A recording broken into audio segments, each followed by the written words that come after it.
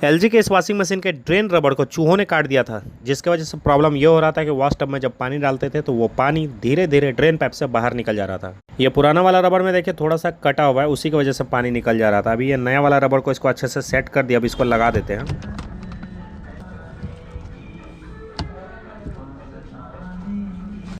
इस रबर को अच्छे से लगा करके 4 स्क्रू था उसको भी लगा दिया और एक रस्सी था उसको कनेक्ट कर दिया। जब खींचता है तो पानी निकलता है। बाकी अभी यहाँ पर पानी डाले हुए लेकिन ज़रा सा भी पानी नहीं निकल रहा है। जब हम ड्रेन करेंगे तभी ये पानी निकलेगा, और होना भी यही चाहिए कि जब ड्रेन करें तभी पानी निकलना चाहिए, बंद करने पर बंद होना चाहिए। वैसा हो भी रहा है, यानी अभी ये प्रॉब्लम जो है एकदम सॉल्व हो चुका है। इसमें चूहा घुसने का रास्ता ये ड्रेन पाइप ही था, ड्रेन पाइप से ही चूहा घुस करके इस रबर को काटा है।